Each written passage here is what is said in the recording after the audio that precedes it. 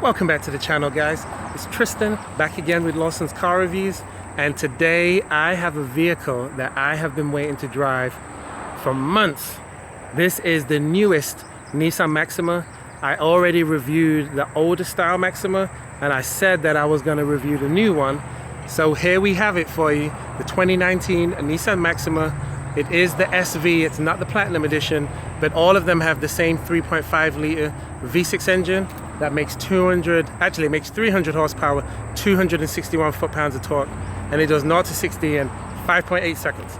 But the 0 to 60 is not really where it's impressive with its CVT transmission.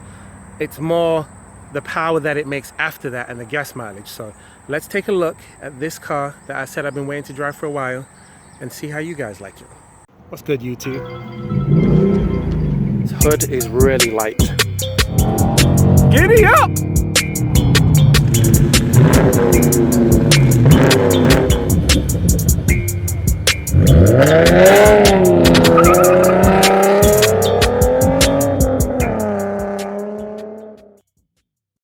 If you haven't already, be sure to subscribe to the channel and make sure that you hit the notification bell so that you can be alerted of any new uploads that I do, and hit the like because it helps the channel to grow. On with the video.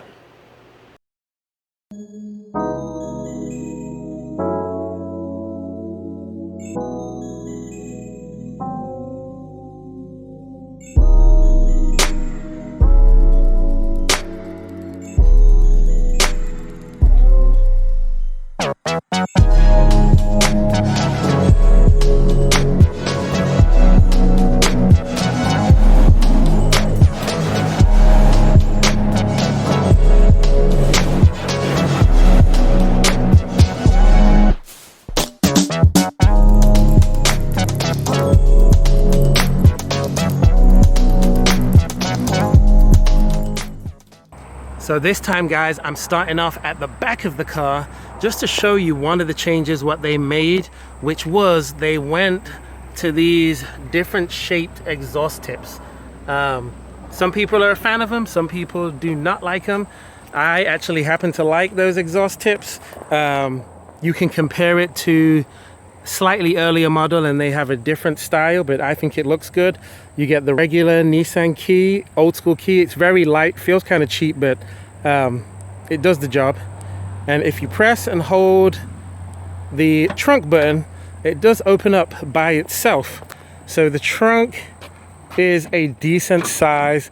It's a shade over 14 cubic inches, so you can still fit a couple of suitcases back there, which is more than sufficient for most full-size sedans. And just looking around the car in general, it just has really cool LED lights. The turn signals, the rear, the backup lights, everything just looks kind of sharp on this car. You do get a very nice size 18-inch wheel, so they're actually 245 R18s all the way around. And you get the chrome on the door handles, chrome around the side of the mirrors, and you get lights, as you see, on the mirrors for the turn signals. And then the front of the car is where I like it the most.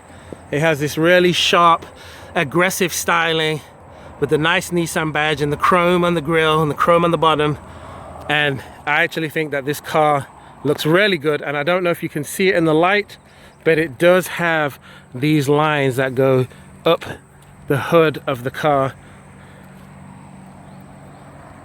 As I said, I'm not sure if you can see it on camera, but it does give the car a more aggressive look than its predecessor. Let's go ahead and take a look under the hood. So the car does come with hood struts, which is good, no prop rod, but this is pretty much the same V6 engine that they've been putting in these vehicles for quite some time. As I said, it does make 290 horsepower, 261 foot-pounds of torque. And if you have seen my older Maxima review, you'll see that the engine bay and all of this looks exactly the same in this model as it did in the previous one. So Nothing special there. There we go. And let's move on to the interior, which is probably one of my favorite parts about this car. It has beautiful leather seats, even though it's the SV model and not the Platinum. And sorry for the shaky camera. The steering wheel is actually pretty beautiful. The dash is beautiful, and you can see that it comes with a flat bottom steering wheel and a very nice looking gear shifter. And just the overall design is actually really sharp. It's much more improved than the older outgoing vehicle. And you do actually get these rear air vents so that your passengers don't burn up here in the back. And this is me sitting in the back of the car. My seat is all the way back. I'm 6'4", and as you can see, I do not have hardly any leg space. I mean, my legs basically have to wrap around the edge of the car, so the edge of the seat. So if you have two tall people sitting in this, there's definitely not going to be any room for a person to fit in the middle. So this is definitely more of a four-seater if you've got tall people traveling with you. You do get this very nice armrest.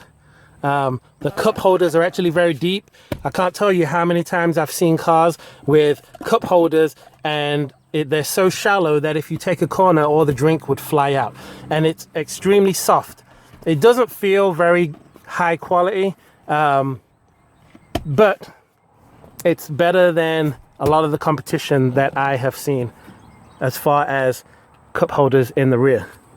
You also do get these cup holders in the door that are a pretty big size. So you get a fair amount of storage in the back of this vehicle for your passengers. Now moving to the front is where I like this car the best. So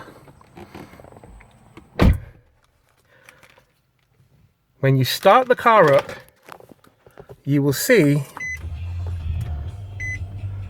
you get this nice emblem of the Maxima spinning round. And you actually see what direction you're actually going in, northwest, or you know what I mean, northeast, southwest.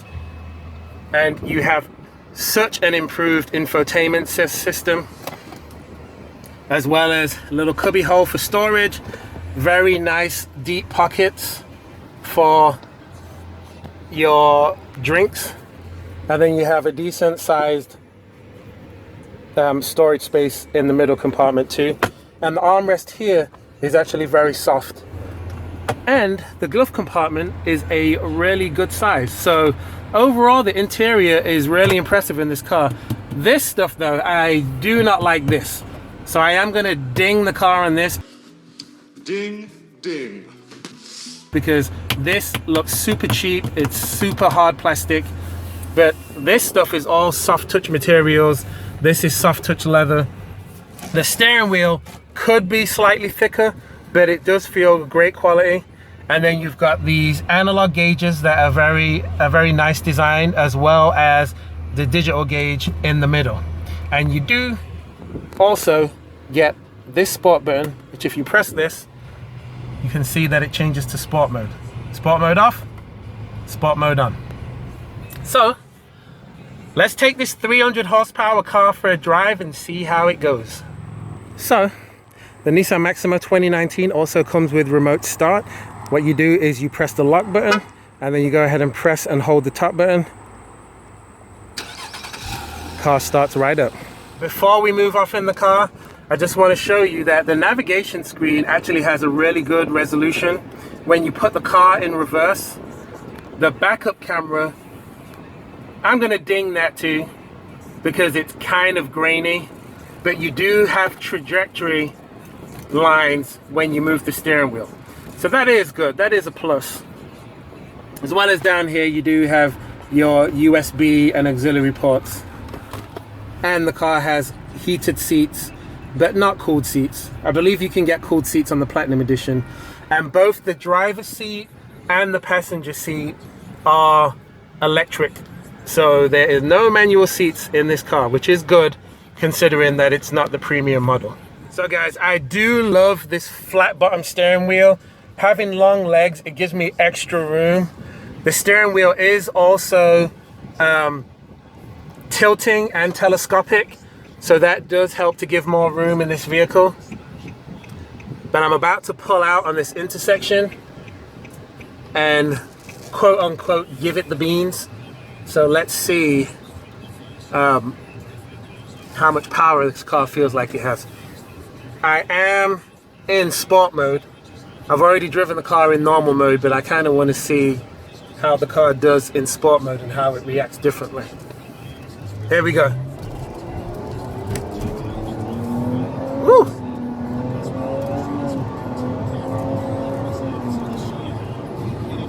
Okay, it does all right. I wouldn't say that this car is much faster than, say, the V6 Chevy Impala or the V6 Chrysler 300, but the car definitely has some get up and go. In fact, for its weight, this car weighs between 3550 and 3650 as far as its weight, which is comparable for the class that this car is in. And it doesn't really feel like a really heavy car, but I think that this car feels smaller and it feels like it handles better than both the Impala and the Chrysler 300. So that is quite impressive.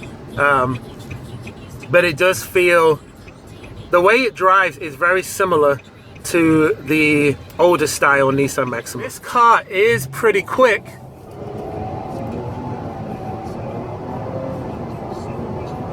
There we go, 60. I'm getting ready to get on the highway. This car is definitely faster than that little 4-cylinder Acura TLX that I just drove. Okay, here we go.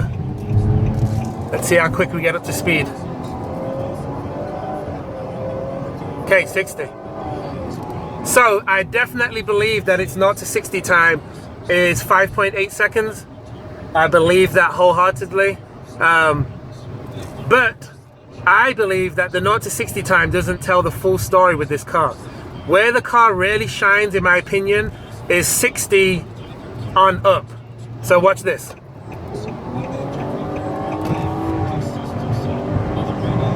Okay, once you go from 60, the car actually starts pulling really hard. And I think that has something to do with the way that the CVT transmission is geared up. If you want me to be completely honest, I like this car, I like the way it drives, but I think this car would be really good if it had a DCT transmission where it shifts really quick, or if they would make it in a manual.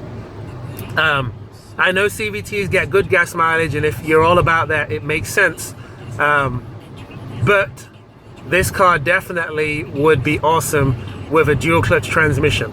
I'm gonna give it the biggest ding because it's quite a big one. The CVT transmission in this car takes the car down 2 full points in my opinion. The car is really good, it drives really nice. The infotainment system is nice looking. The gear lever and everything is nice looking. The materials feel good. The steering wheel feels good, even though it could be a little bit thicker. But the CVT is where the car falls down, in my opinion. And it is enough to where I would probably choose a different vehicle over this one. The CVT makes the car not make a desirable sound. It kind of makes a whining noise that is not as good as the older model that went out. That whining noise kind of sounded more like a supercharger, where this one sounds more like an annoying child making a sound. But the car overall is sexy. This car in all black reminds me of Halle Berry and Catwoman. But it's definitely still impressive. I think if they change the transmission, this would be a car that I would definitely be interested in buying, for sure.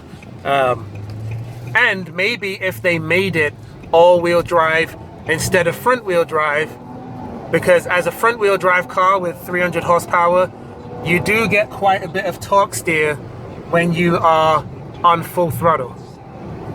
Other than that, I really like everything else to do with this vehicle. I like the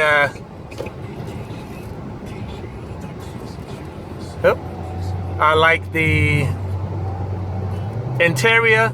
I like the exterior a lot. They're much improved, and I definitely like the gas mileage that you get and the way that the car drives overall. So let me know what you guys think. Do you like the Nissan Maxima? Do you think they need to restyle the dash? I quite like the dash myself. Or do you think they need to do a different kind of infotainment center? Do you agree that the CVT transmission is what is limiting this car?